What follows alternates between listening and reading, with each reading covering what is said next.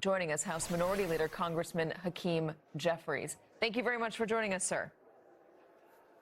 Great to be with you. All right, let's talk about a deal. The White House says one thing, you say another, Republicans say a third. Are you going to get there? Well, the ball is in the Republicans' court right now. We've made clear that taxpayer dollars should be used to make life more affordable for the American people, not brutalize or kill them. That shouldn't be a controversial proposition. We know that ICE is completely and totally out of control. They've gone way too far, and they need to be reined in so that immigration enforcement in this country is fair, it's just, and it's humane. And the only way to bring that about right now is for there to be dramatic changes in the way in which DHS conducts itself before any funding bill moves forward on Friday.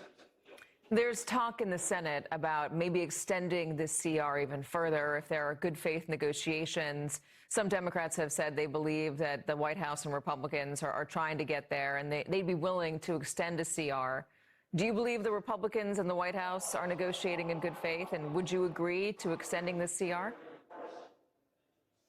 I'm not supportive of a continuing resolution extension, in part because I haven't seen any evidence that the White House and Republicans are willing to negotiate in good faith. We sent over a very detailed list of demands, common sense proposals, including but not limited to a judicial warrant requirement that they've chosen to reject out of hand. The Fourth Amendment is not optional. It's not inconvenient. It's something that everyone should comply with. And our basic premise here is that ICE should be compelled to act like every other law enforcement agency in the country. That's what we need to bring about. They've got legislative language that Senate and House Democrats have sent over to them. We've heard nothing but crickets in response in terms of a serious counterproposal. And so were we to agree to a continuing resolution in the absence of good faith negotiations, that's just a delay and a stall tactic that this administration would be utilizing. It sounds like you think there's going to be a partial government shutdown on Friday.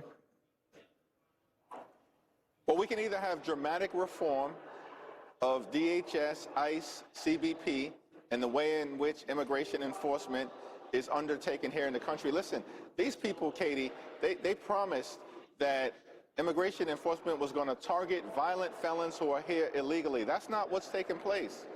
They're targeting American citizens, law-abiding immigrant families, and American communities, which is why the American people are so horrified. And again, either we need dramatic, we either need dramatic change on the one hand, or listen, Republicans are going to make a decision to shut down FEMA, shut down the Coast Guard, and shut down TSA, and that would be very unfortunate. I was going to ask about that, but again, it does sound like you're pessimistic. What we understand about the White House's counter-proposal is that it's a non-starter, the judicial warrants. What else can you tell us about their counter-proposal? Well, listen, they've indicated that they've got a problem with judicial warrants. They have a problem with any reform of the manner in which detention is being conducted. They've got a problem with prohibiting ICE agents from wearing masks. By the way, police officers don't wear masks. State troopers don't wear masks. County sheriffs don't wear masks. Again, ICE should conduct itself like every other law enforcement agency in the country. The White House apparently has a problem with independent investigations. Our view is that when ICE agents, under the color of law, are actually violating the rights of American citizens or law-abiding immigrant families, when they're breaking state and local law, they should be held accountable.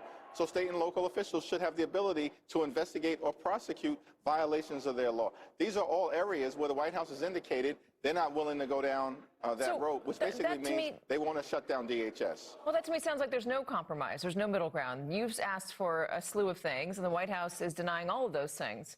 So there's nothing there that you guys can agree on as of now? Well, the White House has indicated that there's some openness to mandating body cameras. That's important, but that can't be the only thing that is done moving forward. That's not dramatic change. And the White House has not even gone as far as saying we agree mandatory body cameras, no exceptions. their response, even in that area, has been ambiguous.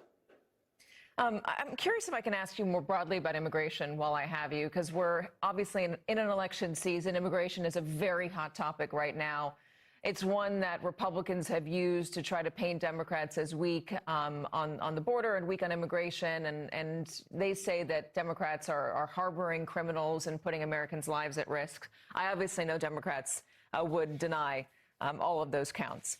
I wonder, though, if you have thought of a strategy on immigration for your party going into the midterms. And I'm just curious if we can put it between these two poles here. On the one hand, I'm going to play this, a soundbite from President Obama back when he was running for office the first time, I think it's 2008, in a debate with Hillary Clinton. And then the second one is, I believe, Delia Ramirez, who spoke today at this House hearing with ICE and CBP, saying what she believes should happen to that agency. Let me play both. It is absolutely critical that we tone down the rhetoric when it comes to the immigration debate, because there has been an undertone that has been ugly. Oftentimes, it has been directed at the Hispanic community. We have seen hate crimes skyrocket in the wake of the immigration debate as it's been conducted in Washington, and that is unacceptable. We are a nation of laws and we are a nation of immigrants, and we can reconcile those two things. So we need comprehensive reform. We need comprehensive reform, and that means stronger border security. As I've said before, DHS, ICE, and CBP, they're not really rogue. Congress designed DHS to violate our rights under the pretense of securing our safety. I'm going to say it loud and clear, and I'm proud to stand by what I say. DHS cannot be reformed. It must be dismantled, and something new must take its place.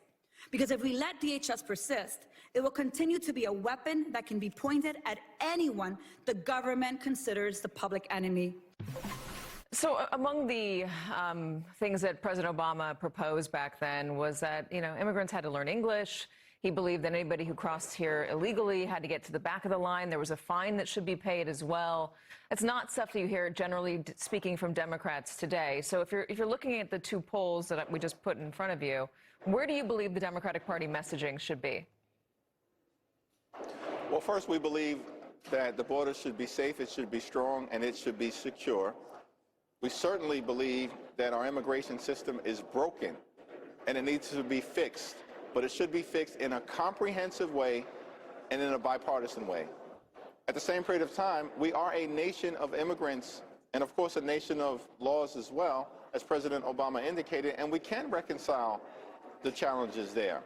That means that we, as Democrats, we're going to always stand up for dreamers, stand up for farm workers, stand up for law-abiding immigrant families who are contributing to this country in so many meaningful ways. And the American people know it, which is why they supported the notion of targeting violent felons who are here illegally and figuring out a pathway towards citizenship for others who are here working hard in their communities in order to bring to life that notion that we have been a nation of immigrants, are a nation of immigrants, and part of our exceptionalism will continue to be as a nation of immigrants.